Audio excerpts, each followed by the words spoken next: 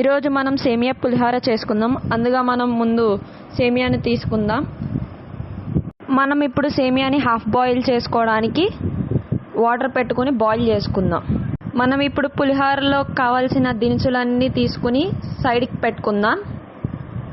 అల్లం, పచ్చిమిర్చి, కరివేపాకు పక్కన పెట్టుకుందాం. బాయిలింగ్ వాటర్లో 1 టేబుల్ స్పూన్ ఆఫ్ పసుపు, 1 టేబుల్ స్పూన్ ఆఫ్ ఆయిల్ వేసుకొని మరగనిద్దాం. ఆయిల్ వేసుకోవడం వల్ల సేమియా పొడి పొడిగా వస్తుంది. ముందుగా పక్కన పెట్టుకున్న సేమియాని బాయిలింగ్ వాటర్లో వేసుకుందాం. బాగా తిప్పుకొని 70% బాగా కుక్ చేసుకోవాలి. తర్వాత పక్కకు తీసుకున్న దాన్ని కూలింగ్ వాటర్ పోసి పక్కన పెట్టుకోవాలి. స్టవ్ మీద గిన్నె పెట్టుకుని 2 టేబుల్ స్పూన్స్ ఆఫ్ ఆయిల్ వేసుకుందాం. ఆయిల్ వేడెక్కాక అల్లం, పచ్చిమిర్చి, మన పల్లీలు, ముందుగా పక్కన పెట్టుకున్న పోపు దినుసులన్నీ కూడా వేసుకుని బాగా ఫ్రై చేసుకోవాలి.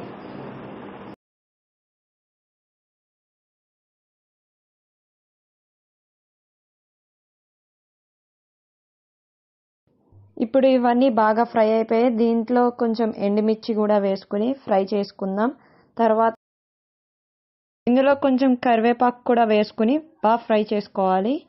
కరివేపాకు వేసుకోవడం వల్ల మంచి ఫ్లేవర్, మంచి టేస్ట్ వస్తుంది. ఇప్పుడు ఇవన్నీ బాగా వేగిపోయాయి. దీంట్లో మనం ముందుగా ఉడకపెట్టుకున్న సేమియాని కూడా బాగా వేసుకుని బాగా మిక్స్ చేసుకోవాలి. ఇందులో 1 టేబుల్ స్పూన్ ఆఫ్ సాల్ట్ కూడా వేసుకుందాం. సాల్ట్ వేసుకుని బాగా మిక్స్ చేసుకోవాలి. తర్వాత ఒక చెక్క నిమ్మకాయ తీసుకొని బాగా స్క్వీజ్ చేసుకోవాలి. స్క్వీజ్ చేసుకున్న లెమన్ వాటర్ని సేమియాలో వేసుకుని బాగా మిక్స్ చేసుకోవాలి.